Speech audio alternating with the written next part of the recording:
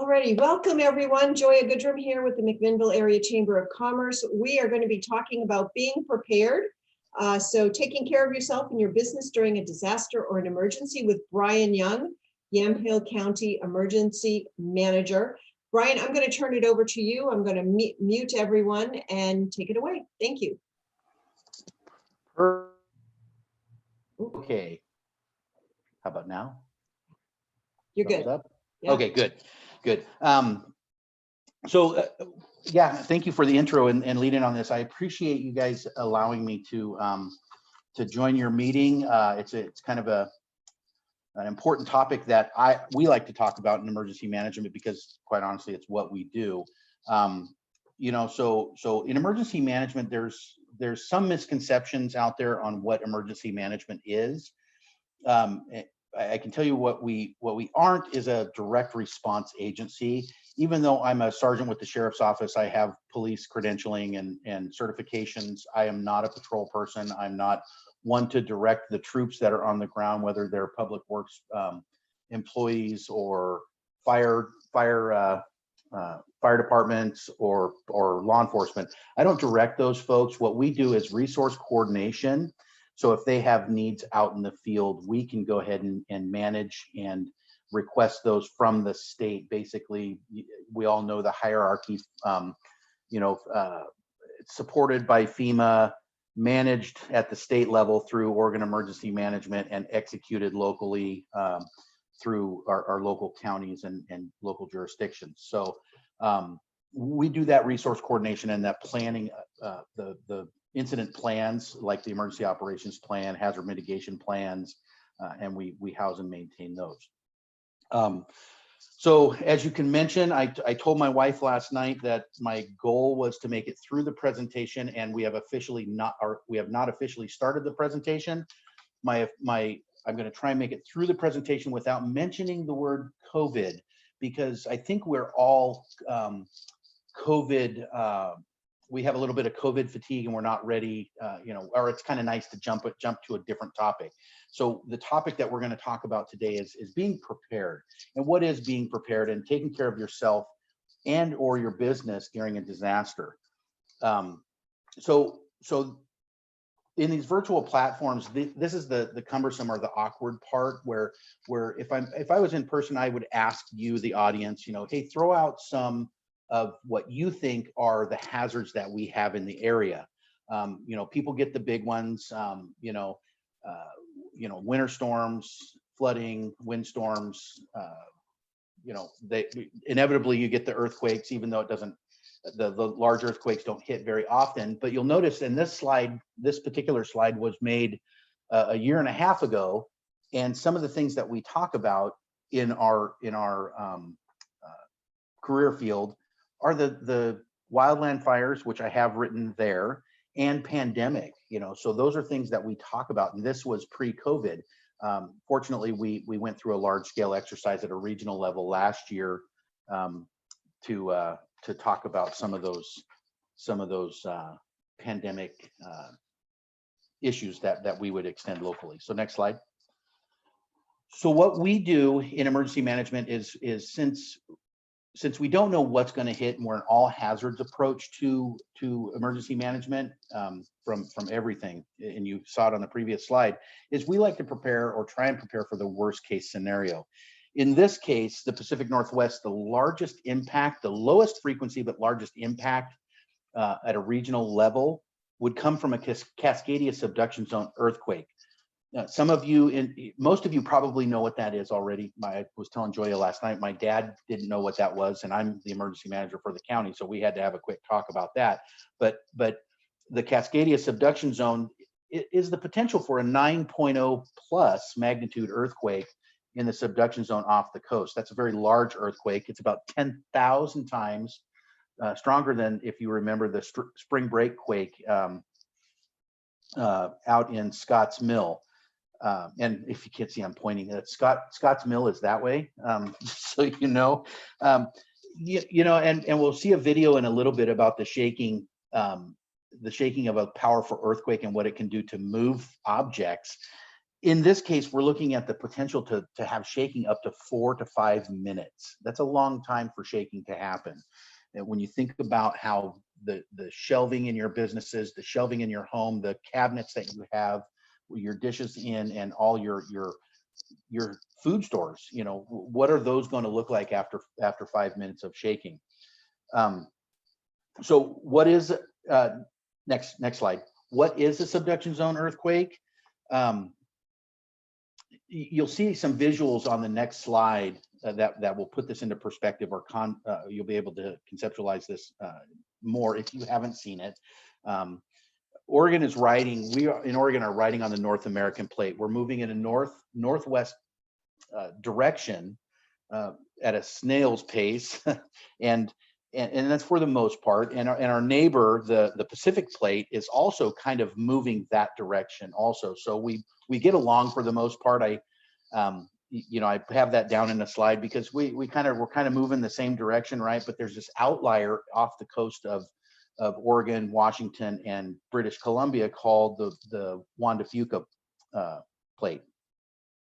So what that plate is subsiding or going underneath the North American plate, and right now those plates are pretty much locked up, and they have been in that fashion since January 26th, 1700. I could do some digging and find you the exact time that the smart people figured out, but you know, that's quite amazing that they can figure out when the last subduction zone earthquake was in this area. So you know, we all hear about, and I think it goes back to marketing and time it's been known about. We have all heard about the San Andreas Fault in California and how that moves in Los Angeles. They market it as the big one. The two separate types of plate or faults that are in action there, and the potential from a subduction zone earthquake compared to a I think it's transformative or slip fault like San Andreas, we are hands down more energy and more destruction can be released on that. So next slide. Okay, here's an overall from space, just kind of a view of the Pacific plate. The North American plate dwarfs the Pacific plate, by the way. The North American plate goes way off this picture. But we're kind of just cruising along northwest for that matter, and you can see there's an arrow down just underneath and to the right of the Hawaiian Islands. That's the direction and distance that plate they track its movement per year, 95 millimeters a year. So you know it's going to be a long time, but North America is going to be up there in the Bering Sea. At some point, you know, a million years, whatever, but that's the direction we're moving. So we'll get there eventually, and we're just cruising along. Next slide.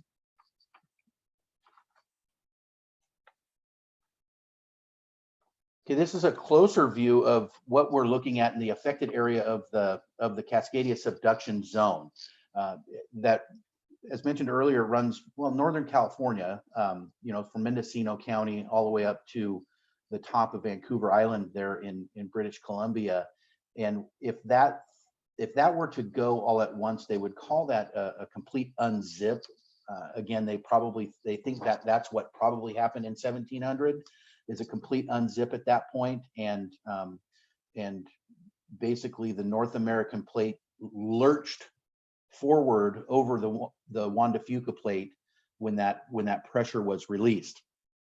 So next slide. When you look in a cross section of the subduction, you can see right underneath the Coast Range is where the quake is generated from, or where they suspect the quake is generated from in this particular instance in the Northwest. So once those unlock, where you see the Coast Range and the subduction zone or the subduction earthquake star, that would lurch to the left a little bit. You know, I could say feet, you know, but in geological terms, that's a long ways. You know, we don't move along in very large increments in geology. So when we talk about lurching forward, it's pretty substantial. You know, and there's been some questions in the past about, will a Cascadia subduction zone earthquake trigger volcanic activity in the Cascade Range? And if you'll notice to the right of that subduction earthquake zone, that's where the magma's coming from in that area. That's already underneath, and that's not part of that subduction energy releasing zone. So the experts do not suspect that we'd be looking at something along those lines. Hold on 1 second, please. Telemarketer.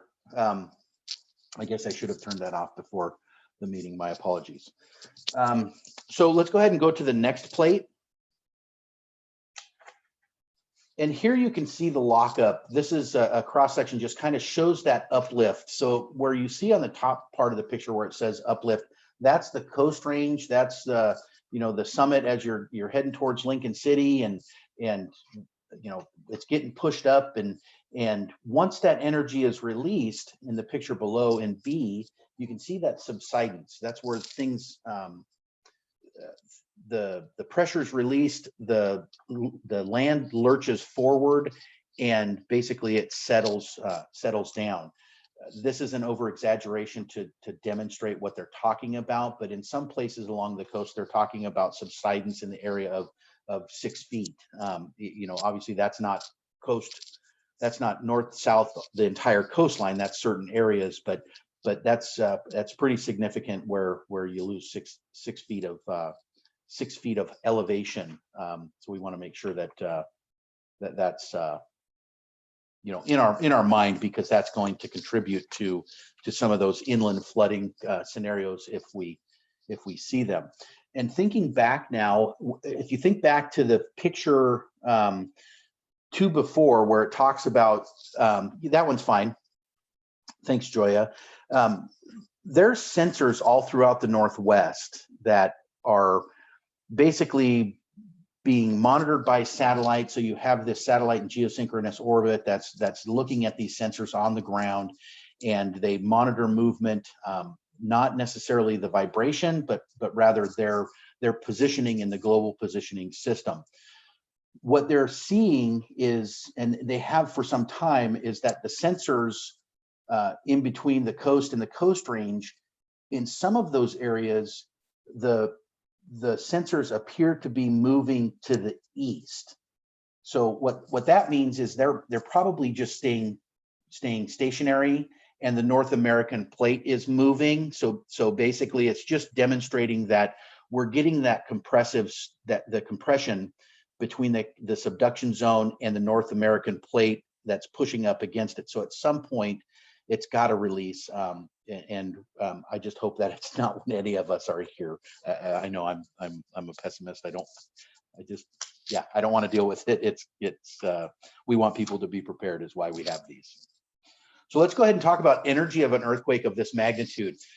On March 11th of this year will be the 10-year anniversary of the earthquake in Japan. The 3/11/11 earthquake is what they call it. We talk about earthquakes in generally by the name of the largest community that's the nearest to the epicenter. But in Japan, they talk about date. So 3/11/11 quake was double that of the 2004 Indonesian or Indian Ocean quake. That was at a 9.1. So the energy that if they were able to capture that energy and bottle it up, they could have used that to power the entire city of Los Angeles for an entire year. That's a lot of energy. The Earth's axis shifted about 4 inches. And the rotation increased by 1.8 milliseconds. So I'm sorry, where our days got shorter by 1.8 minutes, or I'm sorry, microseconds. So it's not very much, but that's pretty significant if you think about a big rock twisting in space. So this was the first earthquake. The Japanese earthquake was the first earthquake that was ever picked up by a satellite in space, becoming the first seismograph in space, if you will.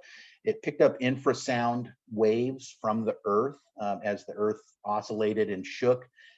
Sound waves went up into space, and this Satellite picked it up. Kind of amazing when you think of the technology that's out there. And we talk about lurching forward and what happens when subsidence or when the energy is released in these subduction zone unlocks.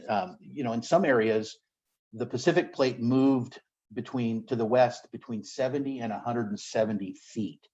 That's quite a leap forward. So we want to, you know, I would love to be able to see that and see that movement. I think it would just be awe-inspiring, if you will. Okay, next slide. Now, this is the first slide that we're going to see here is from the Ridge Crest earthquake in California from a couple of years ago. This was a 7.0 magnitude or 7.1 magnitude earthquake, crustal quake. And pay particular attention to our cat friends. Can you see the screen? I can't see the video. I can see the links. Hold on. Let me stop share. I think I have to do this. Oh, now I see Larissa. Find Hi, it. Larissa. Here we go. Okay, now can you see it? Yes. Okay, here we go.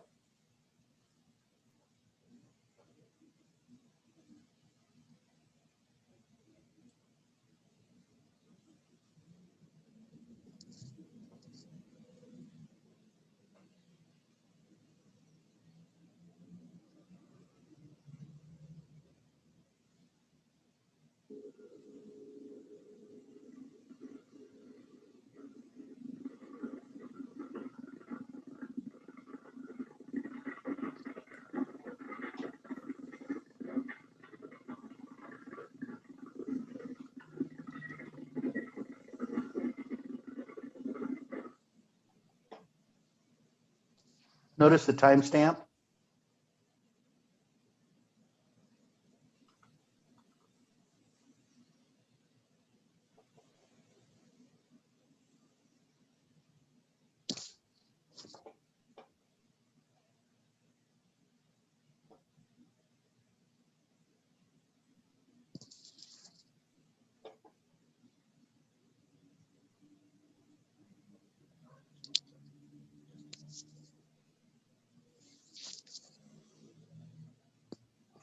All right. That was fun. So yeah, so one of the things I just wanted to sit there and let you guys watch that for a minute. If you look at those cars and how Northern Japan. Oh, I'm sorry. I did something wrong. Hold on. Sorry. Magnitude That's all right. 9.0 Sorry. earthquake Let me on make it March stop. 11th. Okay, there we go. that was interesting. They were talking about the March 11th earthquake.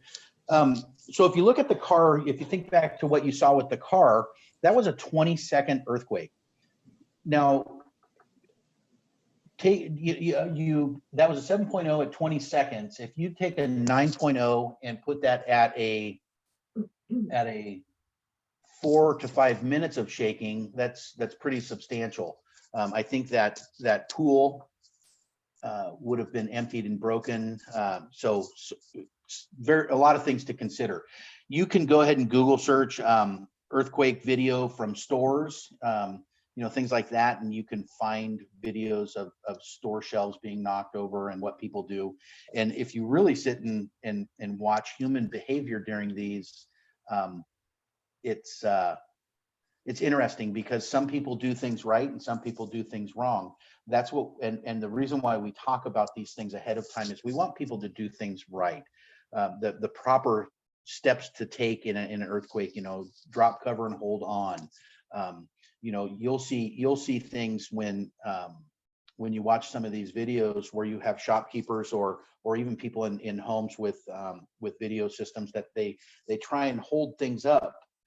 You know, oh, I can't let this fall, and they're really jeopardizing themselves to the extent where they could be seriously injured or killed. So we want to make sure that we get to people the proper actions that they need to take in situations like this. Obviously, drop, cover, hold on, and evacuate the building when it's safe to do so once the shaking stops.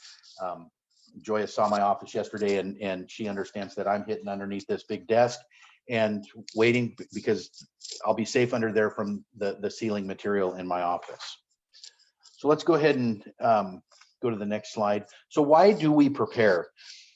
First and foremost, it reduces your fear and anxiety. If you're prepared, you have a better, I guess you feel better about where you're at and what you're able to do. And honestly, if you're prepared, you can not just survive in a disaster. You can actually thrive and be kind of the pillar of the community on how people react and feel and how they're going. It's contagious, in other words. You know, you can go ahead and be that leader that you already are in the community, and people will look up to you and take direction. So it lowers your risk of injury. You know, preparedness. Larissa's my insurance agent, so she'll appreciate this. It mitigates some of the damages associated with disaster. You know, you're going to lower the costs associated with disaster damage. You know, you get things bolted down in your home, and you prepare that way. You're going to be able to I don't know, keep your stuff. You know, it reduces your losses, and it allows you to help those in needs, as we already talked about. So what are these basics? As a business owner, they're not much different than the basics as an individual. You know, we want to make sure that you're prepared at the personal level, and that you talk to your employees, for those of you that have employees, and have them be prepared at the individual level. You know, and in emergency management, we all have suggestions and a basic idea of what we want people to have. But every person's ability, knowledge, skills, and abilities are different. Their resources or availability to resources are different. So we can't do a one-size-fits-all plan for everybody. But what we can do is offer those suggestions. Next slide. So we want people to have enough water for 2 weeks. You've probably all heard about the 72-hour kit in 3 days. Well, quite honestly, that's not enough. That's not going to be enough for a regional impact like Cascadia. You know, I told my wife I've used Cascadia as an excuse for a couple of things and have gained zero traction. One was for an enduro motorcycle, because I have to get to work, right? I'm the emergency manager. She shot that down. And the other one was for a travel trailer, because I don't want to stay in a shelter, right? She shot that down too. Well, when it comes to water and food, I don't want to be in line with a bunch of people at Walmart or Safeway or Bi-Mart to get my food. You know, I want to be able to have the basics at home. So 2 weeks water, however it fits your needs. You can have elaborate systems like the barrel one that you're seeing here, to cases of bottled water. So it's up to you. Next slide. Have enough food for 2 weeks. Purchase or make, you know, and canning your food. And the important piece here is get what you're going to eat. When I talked to Joy yesterday, she said, "Hey, why are you picking on lima beans?" I said, you know, why am I going to go out and buy a can of lima beans to put in my stash if I don't eat them now? So there's just no point in that. So little insider tip or information, Joya likes lima beans. So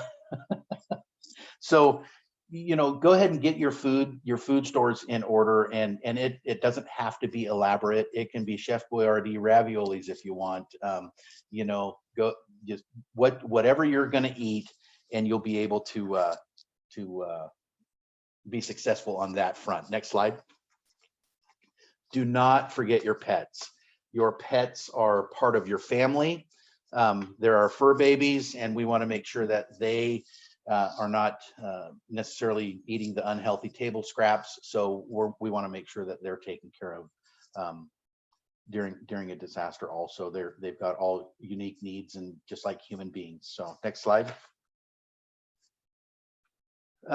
Medication. This is a hot topic kind of in emergency management, because we don't know the answers. We don't know all the regulations when it comes to all the different types of medications that are out there, the ways that things get stored. You know, I know insulin is stored in the refrigerator in some cases, most cases, I don't know. See, that's exactly what I'm talking about. So have those conversations with your doctor early on about how you can prepare to get those 2 weeks of medications, so you can have those in your kit. Next slide. Paperwork. We need you to have copies of your important paperwork, to include tax filings, insurance paperwork, ID, passports, all of those things, because you never know post-disaster when you're going to need to utilize those documents to get assistance. You know, you may have to provide insurance documentation for FEMA or at the SBA on recovery loans and things like that. So have those in one centralized location, and I think copies at this point would be fine. I don't want, you know, I don't want to put originals in jeopardy. If, you know, pull them out of a safe deposit box to put them in your closet, it's probably not a good thing. So copies are fine. Have a kit at home. Go ahead. That's all right. Have a kit at home to be able to have all your tools that you're going to need. You know, power is going to be out, so you're going to need lights. You're going to need radio so you can hear for updates. Batteries.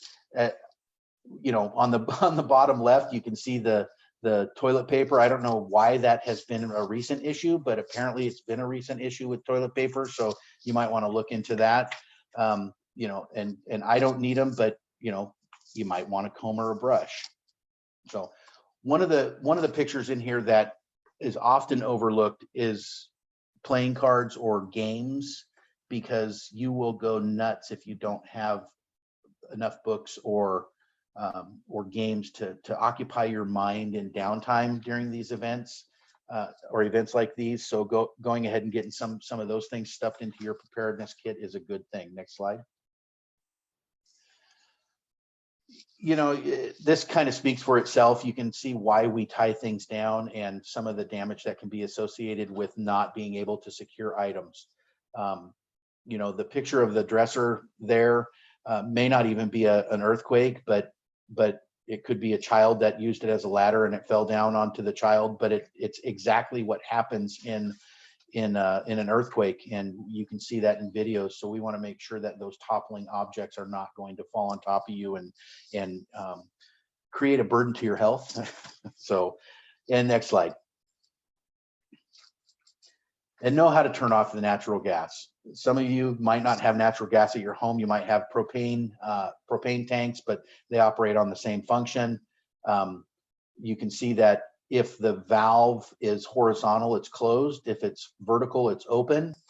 And just a simple wrench or a specialty tool can do it, but it's important to get that shut off. You may smell gas after an earthquake, but that could be coming outside. There's not much you can do about that. If you smell gas in your house, obviously we don't want you to be in there because there could be the potential leak. Next slide. What do you do if you're separated from your loved ones during a disaster? You know, one of you you're both at work or daycare or school. You're not all together, because quite honestly, you're not all together all the time anyways. This is important to have an out of area contact. We want you to, in my case, it's my brother in California. My wife and I know to contact him via text message after a disaster here, because he'll be able to be the operator, if you will, the holder of the information, and being able to pass along that information to both of us is important. Yeah. Hey, tell my husband I'm here. Tell my wife I'm here, you know, and we can coordinate from there.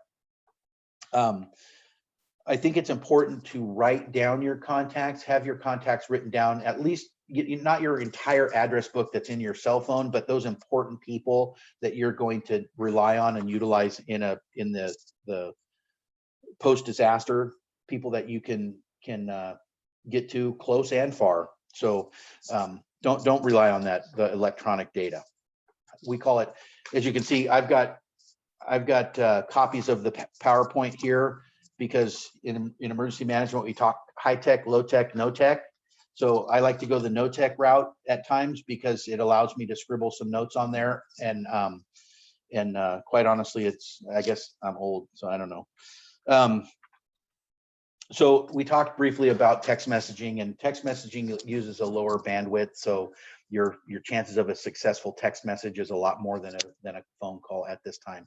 You're certainly not going to be able to send a YouTube video or Facebook Live or something like that. Next slide. Know your neighbors. You know, if you have neighbors you can trust or that you talk to or you wave at, you know, frequently, you know, get to know them. Get to know them. You might have a neighborhood group that meets periodically, but it's good to know the neighbors because you can rely on each other for help. You know, one might have a chainsaw, one might need a tree cut. You never know. So those are just some of the things. A plumber, one might be a plumber, one might need plumbing. And one of the things that I like to say is, you know, if you've ever been to a potluck, you understand the importance or the concept behind potluck dinner. You know, you can take a small amount of food, or I could take a small amount of food to a potluck and I leave full. I'm like, you know, I have to roll out of there, right? Because everybody brings a little bit, and we all have a little bit, and I think it's a way at the individual level where you can all as a group save food, if that makes sense. At least it does in my mind. So let's go ahead and move on to the next slide. Now getting down to the business effects of disasters. According to FEMA, 40% of businesses do not reopen following a natural disaster. 25% fail within a year, and over 90% fail within 2 years after being struck by a disaster. Those are pretty big numbers, and it's really kind of sad, because if you think about the preparedness side of things, if you're prepared, your company has a better chance of not being part of those numbers right there. You know, you can come through it, and you might be struggling for a little while, but you'll be better positioned to come out and reopen your business. Next slide. Some of the considerations that you need to think about as a business owner. How will your business communicate with your customers, your suppliers, your employees? You know, you all have family members. How are you going to communicate with those people? How do you get your your payroll done? How, you know, if you have an offsite payroll company that does it, if you have payroll yourself, how do you do that? Because that doesn't just stop because of a disaster. Those business practices and responsibilities still continue. So do you know when to, as a business owner, do you know when to evacuate or shelter in place? Have those concepts or considerations been passed along to your employees? Do they know what to do when they hear about it? You know, and recovering business data. Joy and I spoke yesterday that a disaster isn't necessarily just a regional or a citywide disaster, or even a Third Street disaster. It can be, it could be a single business that has a broken pipe that floods, and all your computer equipment has been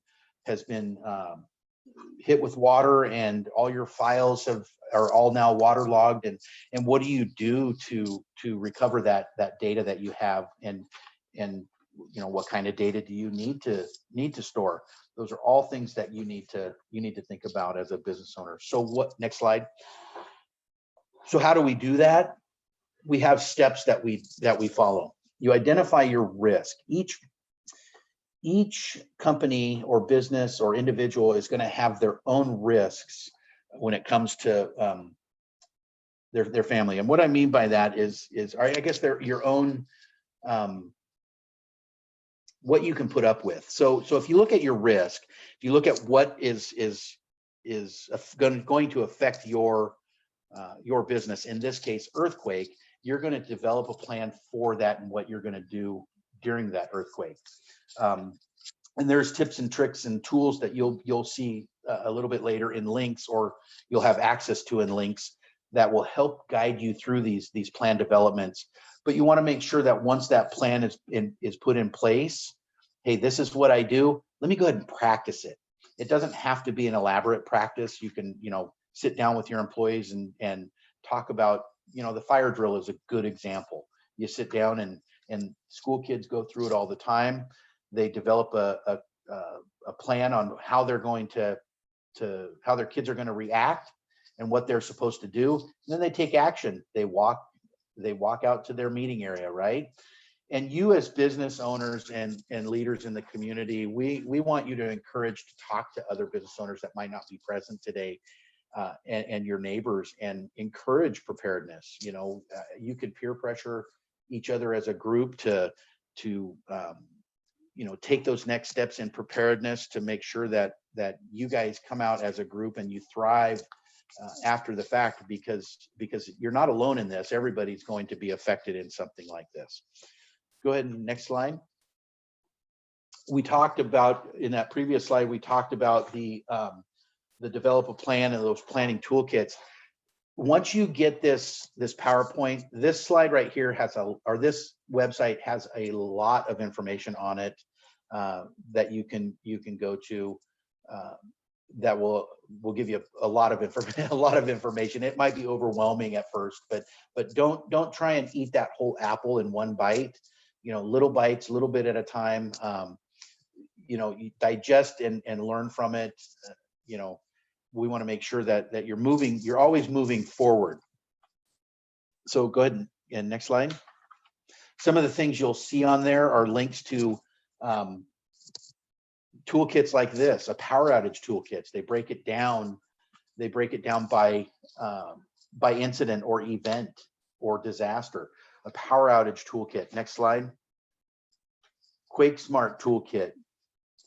Right. So it'll give you resources and talk about business plans, and because this is part of the ready.gov website, but you'll notice that it's Ready Business. So FEMA, the federal government, Department of Homeland Security, they recognize that small business is important to the economy and the lifeblood of our economy. So they want to make sure that you guys have the resources available.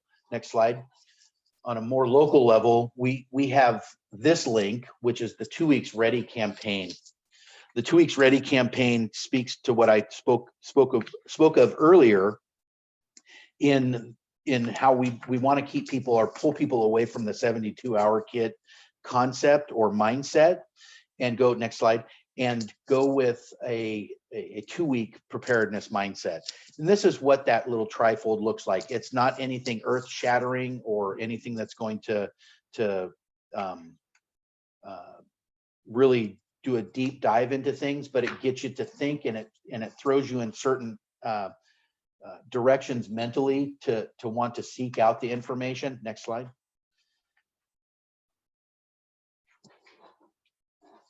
And this is the inside of it. And one of the interesting things, and I just noticed it just now, is the person performing CPR, the little icons, that's part of preparedness, is first aid and CPR training. So I encourage you to go to that. And this series, this 2-week ready series, is